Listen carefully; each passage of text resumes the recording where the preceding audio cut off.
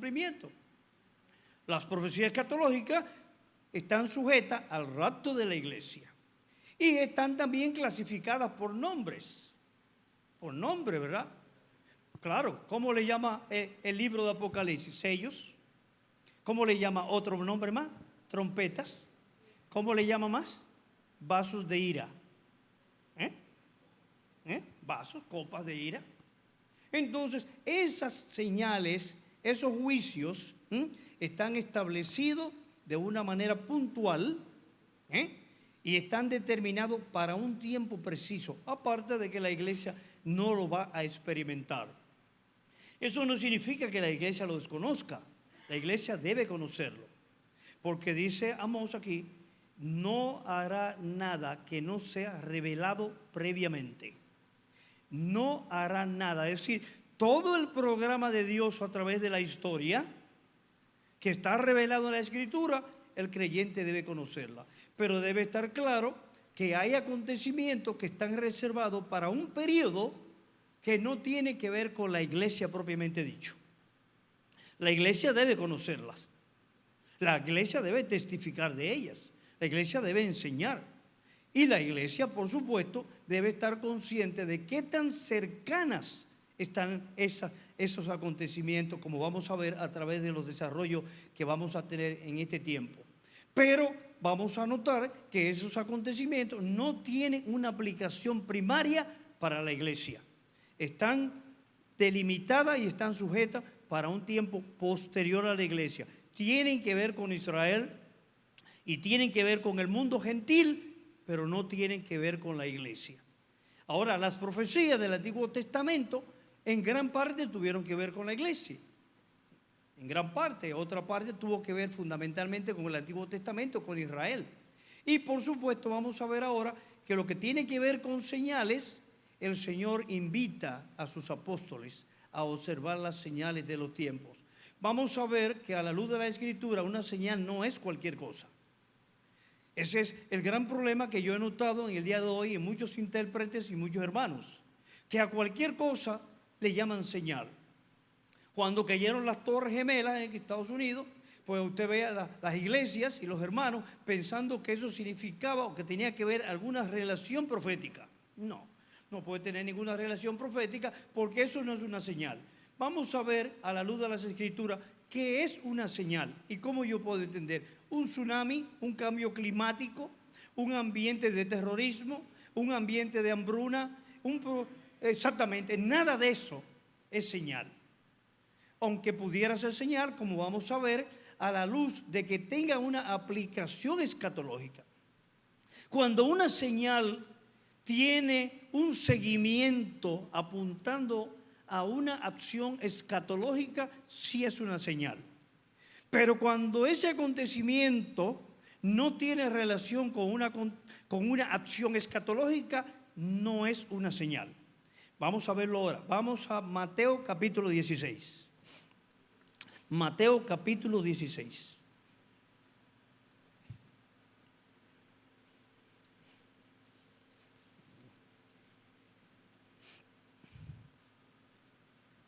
Mateo capítulo 16 del 1 al 4. Dice la Escritura así. Mateo capítulo 16 del 1 al 4. Vinieron los fariseos y los saduceos para tentarle y le pidieron que les mostrase señal del cielo.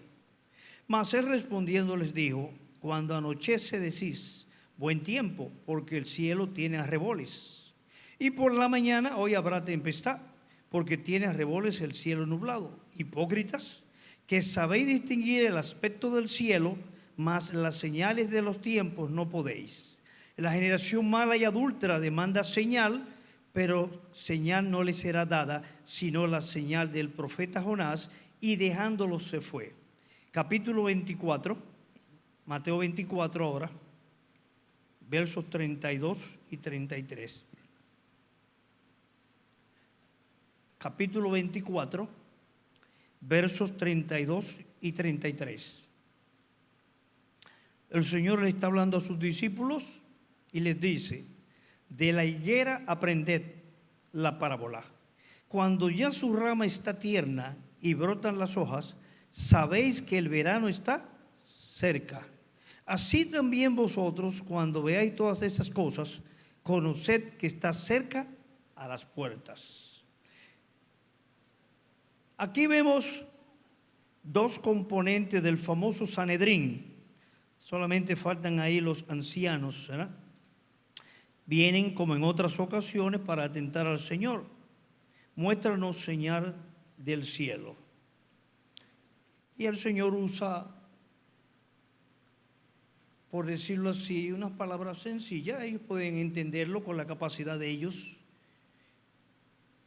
Cuando el cielo tiene arreboles es una forma que la nube del oriente tiene, producto del calor de las regiones desérticas. El arrebole es una forma de nube, así como en forma de remolino, y se maneja así como se peinan las mujeres, ¿verdad? Eso es arrebol. La nube de occidente no es así. La nube de occidente es alargada. Eso es una nube típica de esa región. Y el Señor le dice, cuando ustedes ven el cielo y las nubes presentan arreboles, ustedes saben que va a llover. Y en la mañana cuando amanece sí también, ustedes saben que va a llover. Y cuando ven que la higuera, ¿verdad?, tiene hojas, ustedes saben que el verano está cerca. Así que ustedes saben entender las señales. Ustedes saben entender algunas señales, pero las señales de los cielos no las saben entender. Por supuesto, ellos estaban delante de la señal más grande que Dios ha dado, que era la persona del Señor, y no sabían delante de quién estaban. Entonces, por eso el Señor les llama hipócritas. No saben entender las señales de los tiempos. Es decir, el Señor nos dice aquí que es importante, y cuando vamos al capítulo 24, el Señor dice, aprenden a entender las señales de los tiempos para que entiendan que Él está pronto a las puertas. Una señal es un acontecimiento que avisora un cumplimiento futuro. Ustedes ven en las nubes nublado, ¿verdad? Cuando usted ve nublado, usted dice, va a llover, ¿verdad? Es decir, esa nublazón prefigura un acontecimiento concreto. ¿Cuál? ¿Qué lloverá? Cuando la higuera experimenta esa manifestación de hojas, ya usted sabe que avisora que pronto habrá fruto y por tanto el verano está cerca. Entonces habrá un cumplimiento. Es decir, una señal, ¿verdad?, porque le da aquí también la señal de Jonás para representar la muerte del Señor, ¿verdad? Entonces, en ese sentido, una señal tiene una aplicación concreta. Una aplicación no es cualquier cosa. Y ahí es donde viene el problema de muchos maestros que en el día de hoy están enseñando mal, porque están utilizando acontecimientos que se están dando en el mundo que realmente no pueden ser interpretados como señales. Vuelvo y repito, la señal tiene una aplicación real, una aplicación concreta. Por ejemplo, en el día de hoy, una señal que tendría aplicación concreta al futuro, eso es la guerra de Israel y de Hamas. ¿Por qué esa guerra tiene aplicación como una señal futura? Porque hay tres elementos ahí que tendrán cumplimiento en el futuro. Israel como nación, la oposición de los árabes a cederle a Palestina a Israel y la tierra de Palestina, que es el lugar que Dios ha diseñado para el establecimiento del reino milenial. Así que todo el futuro que Dios tiene planeado tiene que ver con esa tierra. Por tanto, esa tierra es importante. Y el problema alrededor de esa tierra siempre será importante. ¿Por qué? Porque tiene aplicación escatológica. ¿Y cuál es la aplicación escatológica? Que tal como encontramos en el libro de Samuel, capítulo 7, allí habrá cumplimiento del reino mesiánico. Y el Señor va a establecer su reino no solamente en el mundo, sino con asiento en Jerusalén, en esa tierra que tiene que ver con Palestina. Por tanto, ese pleito, en cierto modo, sí tiene una señal para nuestros días. Ahora viene la pregunta. El problema que se suscita hoy, pudiéramos decir en un momento dado, ¿tiene una implicación escatológica? No. ¿Inmediata? No. Porque, diríamos así, la invasión de Israel en esa tierra y la posición de Hamás en esa tierra ahora mismo no tiene que ver fundamentalmente por la posición de la tierra propiamente dicho. Fíjense ustedes que es importante notar esto. El problema de esa guerra ahora mismo no está basado fundamentalmente en la posición de esa tierra. No está basada. ¿Por qué? Bueno, porque en primer lugar la Escritura es clara. La Escritura nos dice que Israel poseerá esa tierra de mano del anticristo. Daniel en su capítulo 9 y el verso 27 dice de una manera muy clara que vendrá un gobernante mundial que hará un pacto con Israel y dentro de las implicaciones de ese pacto vendrá cederle a Israel totalmente esa tierra. Pero hasta tanto esa tierra nunca estará bajo el control total de Israel. Ahora, ¿eso significa que Israel no tenga interés en la tierra? Sí, claro que lo tiene. Claro que lo tiene. Bueno, que nosotros hemos visto desde octubre del año pasado para acá, 23. Israel es sorprendido, disque sorprendido.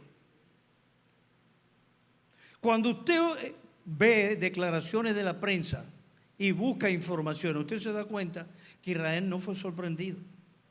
Lo primero es que en esa fiesta de octubre, lo que se estaba celebrando cerca de la frontera era una fiesta puramente pagana. La mayoría de los que estaban ahí eran homosexuales y participantes del grupo LGTB en Israel. Es importante que entendamos que en Israel el movimiento LGTB tiene mucho poder. Mucho poder, no solamente entre la gente, sino a nivel de estamento militar, estamento de gobierno, mucho poder. Y en ese tiempo se estaba celebrando ¿qué? Era una fiesta pagana. Y de pronto Hamás y sus miembros asaltan y pasan la frontera y entran y toman prisionero a esa gente y se la llevan, verá, como rehenes. Pero ustedes y yo estamos conscientes de que es imposible, casi imposible, que el servicio de inteligencia más preparado que el mundo conozca, que es el ejército de el grupo de inteligencia, el Mossad, no tuviera conocimiento que Hamás estaba haciendo túneles a partir de la frontera para tener opciones a pasar al otro lado. Eso es imposible. Posiblemente ni el FBI hoy, ni Scotland Yard, ni la KGB, ninguna institución que yo conozca tiene el desarrollo tecnológico que tiene el Mossad. Y es imposible que el Mossad no tuviera conciencia de lo que Hamás estaba haciendo. Ahora, lo que dice César Vidal Manzanares en uno de sus libros importantes, y lo dijo a través de prensa, y también yo lo he oído a través de varios generales que han entrevistado, es que esa invasión vino producto de un descubrimiento que mucha gente ignora. Un satélite israelí determinó hace un tiempo que uno de los pozos más grandes de gas natural está al sur de Gaza. Y el gas natural hoy es un combustible sumamente estratégico.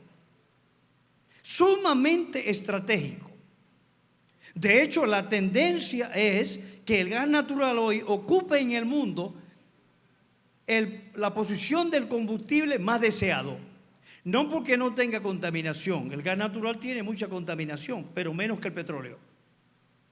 Entonces, en Europa, fundamentalmente en Asia, Estados Unidos y en Canadá, hay ya informaciones en el ambiente climático que las plantas de carbón y de petróleo tienen que ser eliminadas porque están levantando niveles climáticos que están descontrolando el clima y que pueden suceder acontecimientos extraordinarios.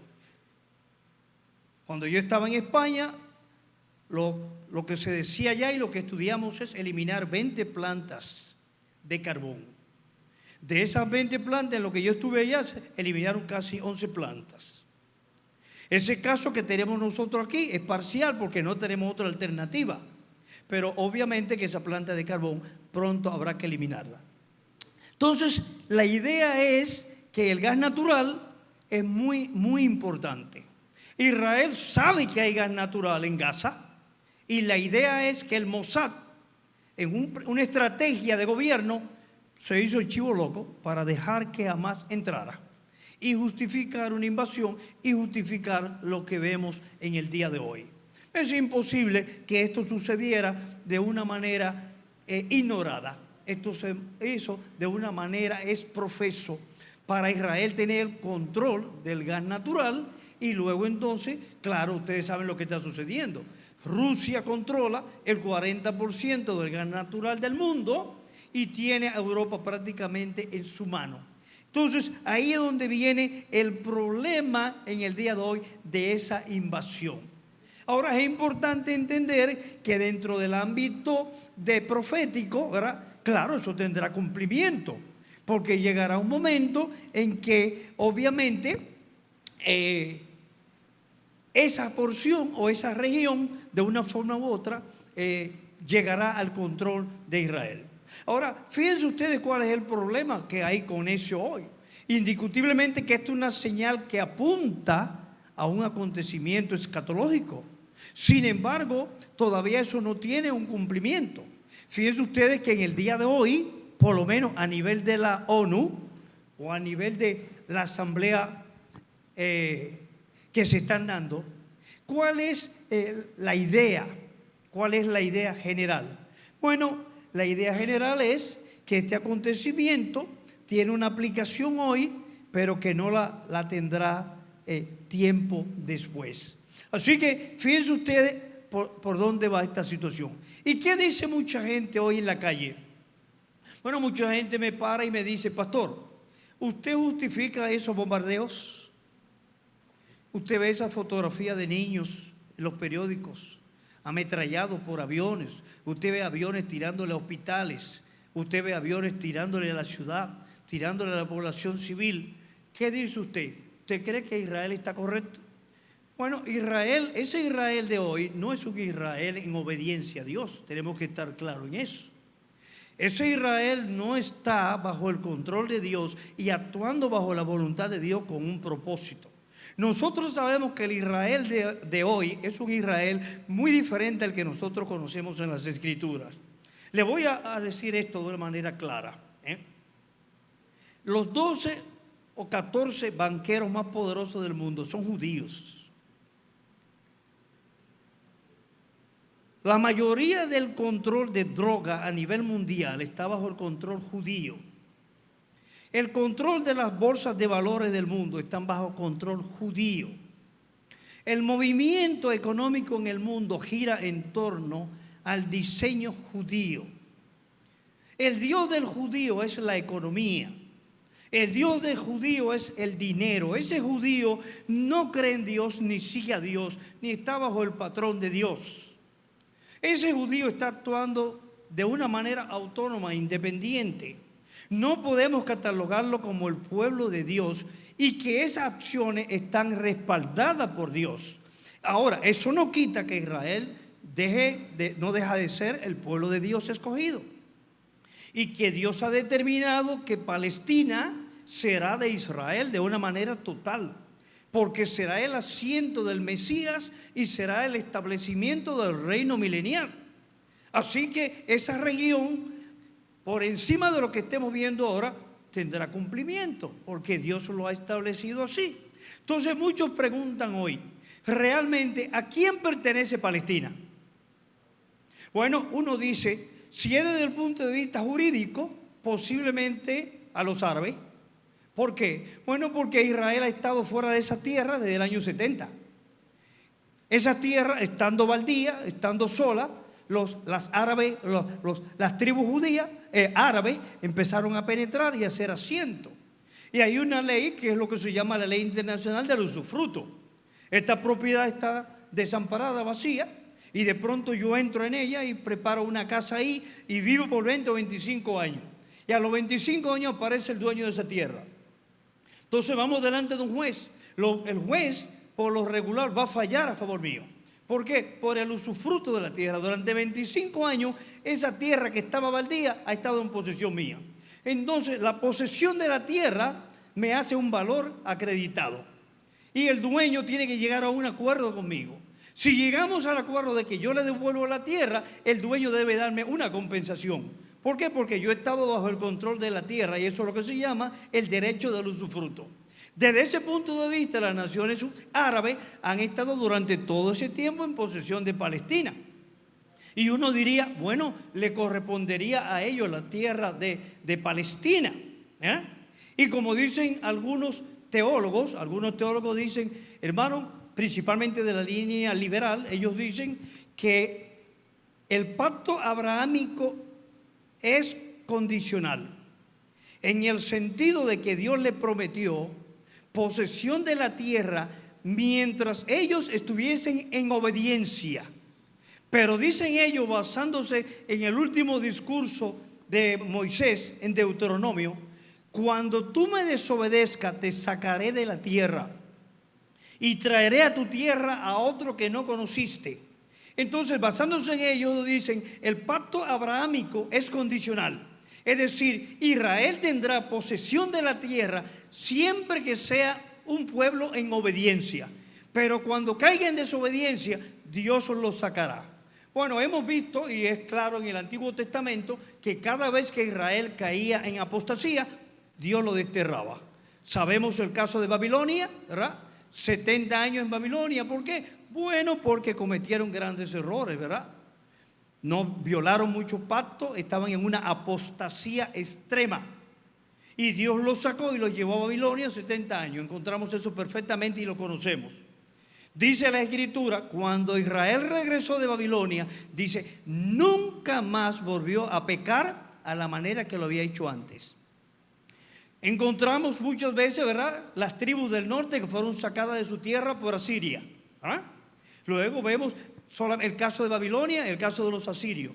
Y luego vimos en otras ocasiones en que a través de los filisteos y de otras naciones, Dios sacó a Israel. Y finalmente, ¿verdad?, en el año 70, los romanos, habiendo rechazado a Cristo, no queremos que este reine sobre nosotros, cometieron el más grande de la actitud contraria a Dios, y Dios los sacó de la tierra para dispensarlo, y hasta hoy esas tribus están perdidas.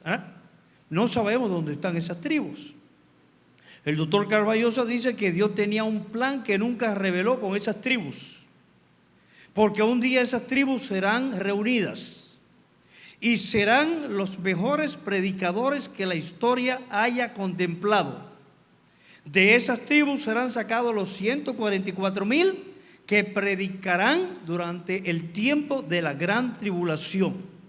Y los arrepentidos por el mensaje de ellos, dice, son incontables. Es decir, la predicación futura del mundo no corresponde a la iglesia, corresponde a Israel restaurado. 144,000 que Dios los sacará de cualquier lugar. Y me dice el doctor Carballosa, y dice el doctor Carballosa en su comentario, ¿y por qué Dios quiso hacer esto? Para que ellos, cuando Él lo necesitara usar, no tuvieran que prepararse. Digo, ¿cómo es eso? No lo entiendo. Dice, los 144,000 estarán predicando el evangelio por el mundo entero. Y me dice el doctor Carballosa, ¿y cuándo aprendieron la costumbre y el idioma de esas naciones? Dice, mientras han vivido en medio de ellas. Mientras han vivido en medio de ellas. Esos son los predicadores que Dios tiene reservados. Fíjese, Dios los saca por apostasía en el año 70, pero los saca con un plan futuro sin haberlo revelado.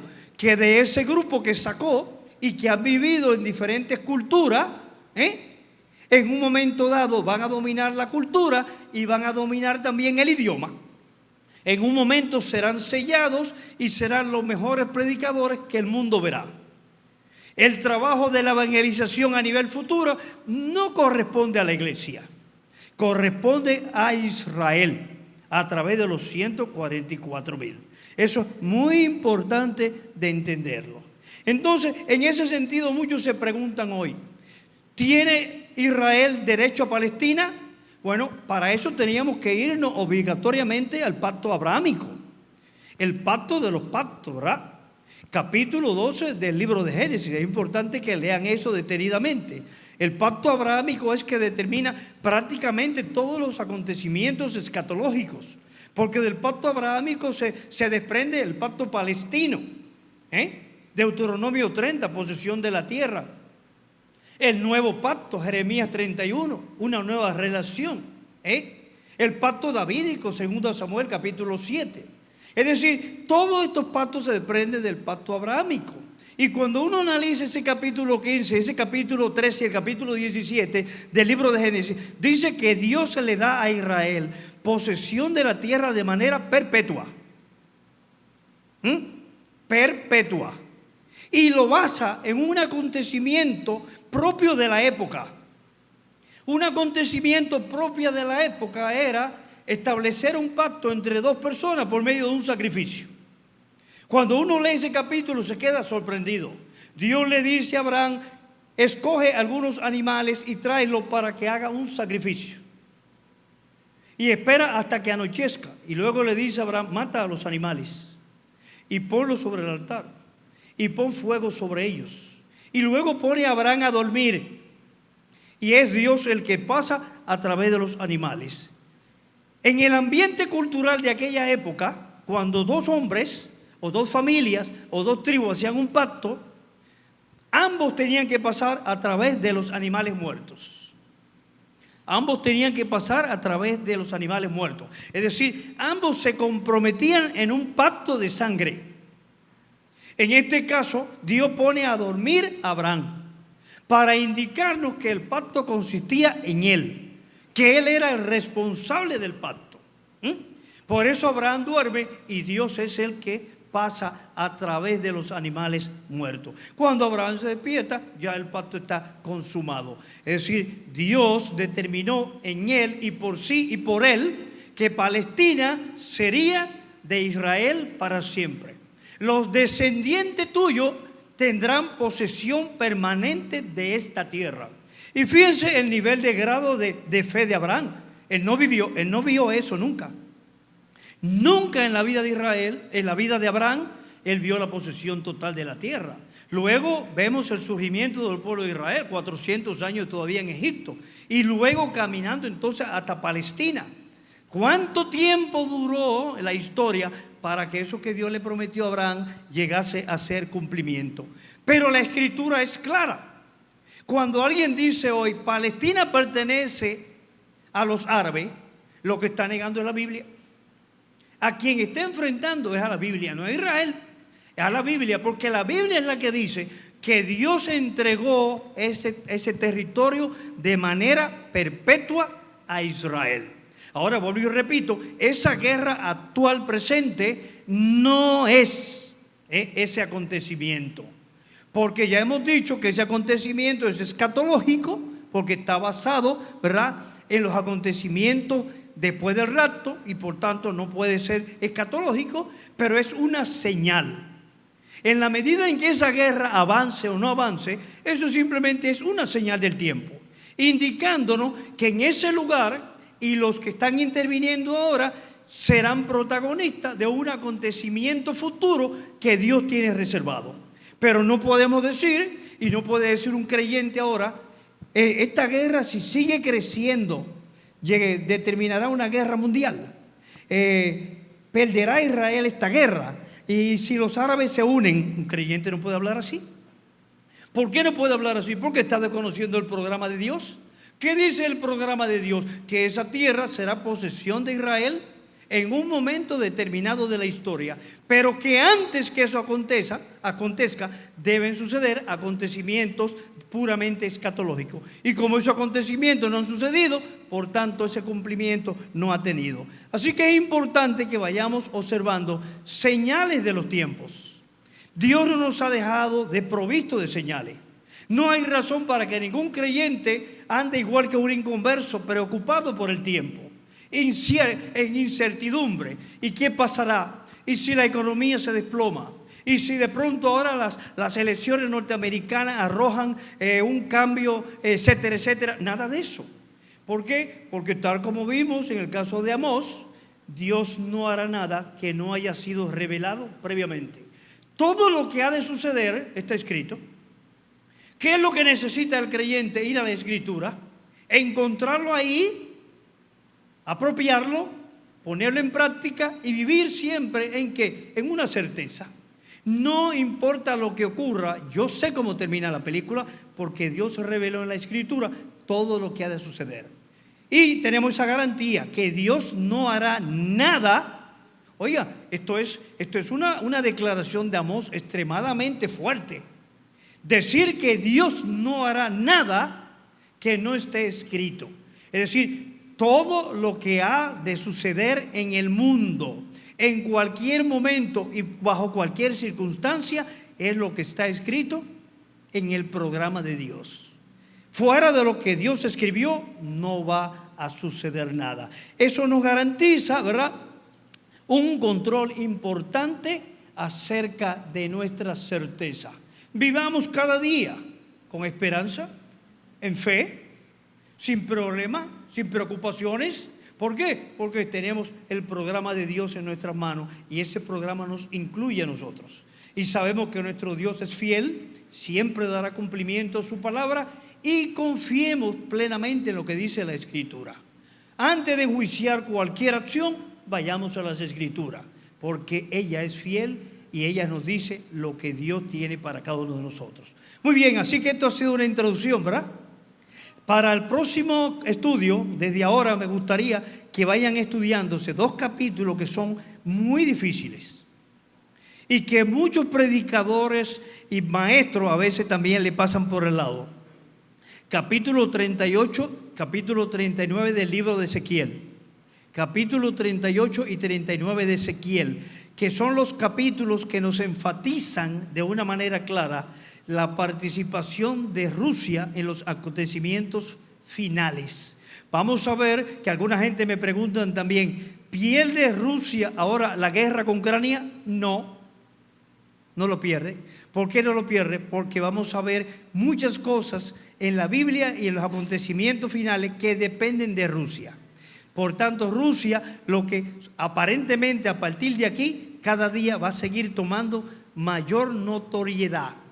Entonces, léanse detenidamente ese capítulo 38 y ese capítulo 39 del libro de Ezequiel. Y entonces lo vamos a discutir en la próxima sesión. Que el Señor bendiga. Bueno, ¿a cuánto le ha gustado la introducción? Bien.